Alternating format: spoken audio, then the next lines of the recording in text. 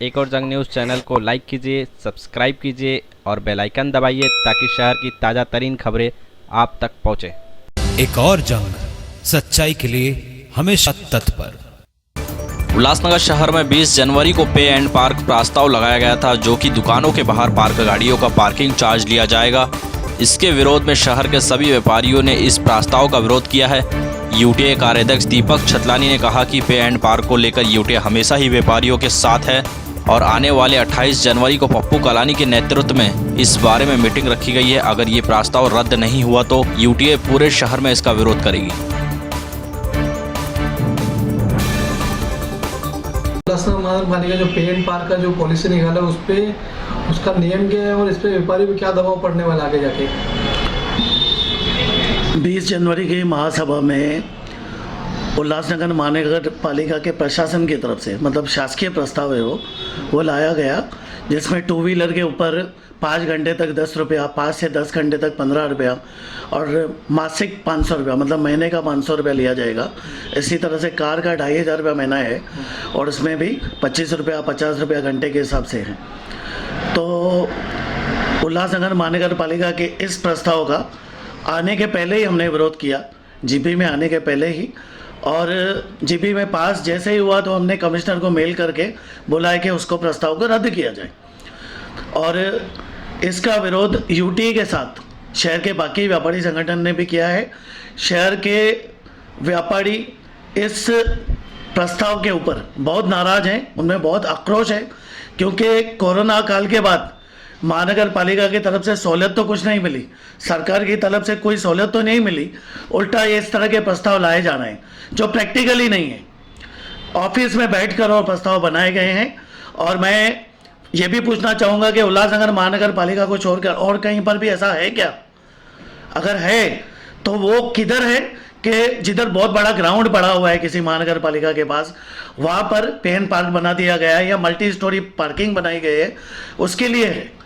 अगर आप शहर में मल्टी स्टोरी, मतलब 5 माले का, 7 माले का, 10 माले का अगर पे एंड पार्क बनाते हो, वो आप बीओटी पे भी देते हो, किसी प्राइवेट ठेकेदार को भी देते हो और उसमें कुछ पेमेंट भरनी है आकर टू व्हीलर या 4 व्हीलर खड़ा करने का, हम भी बढ़ेंगे, हमारे ग्राहक भी बढ़ेंगे।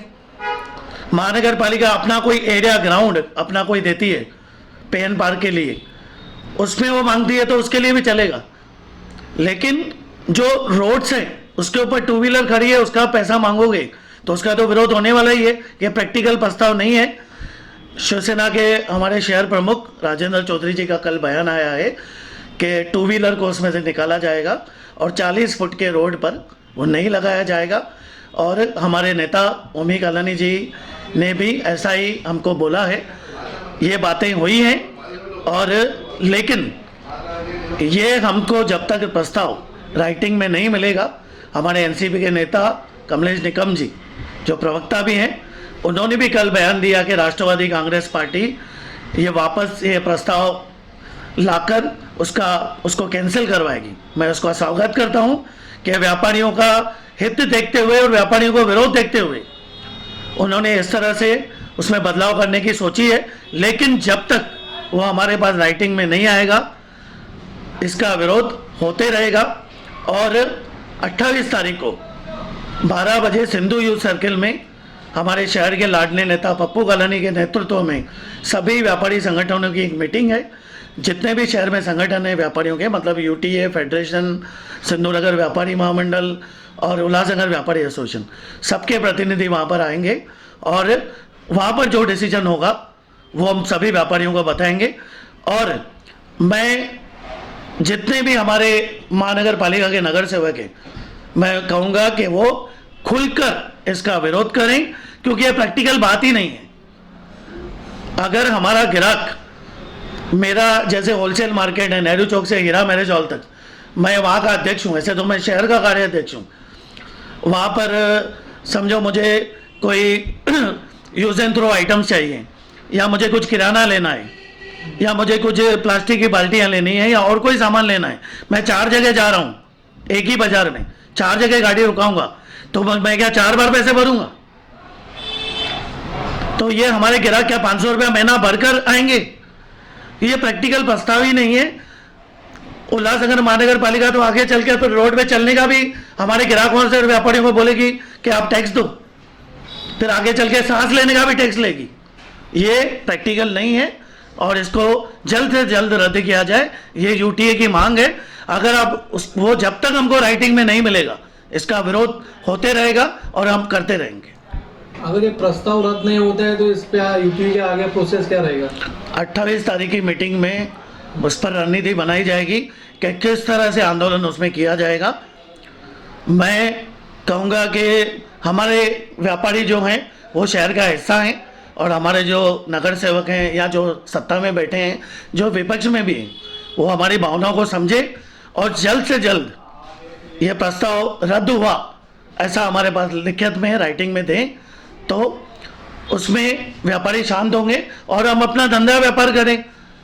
कोविड का ये तीसरी लहर चालू है, कितने हम लोग आर्थिक संकट से गुजर रहे हैं, कितने व्यापारी जो हैं वो आज की डेट में उनकी आर्थिक स्थिति ऐसी हालत हो गई है वो कर्जा नहीं चुका पा रहे हैं, कुछ व्यापारी लाइट का बिल नहीं भर पा रहे हैं, ऐसी स्थिति व्यापारियों की है।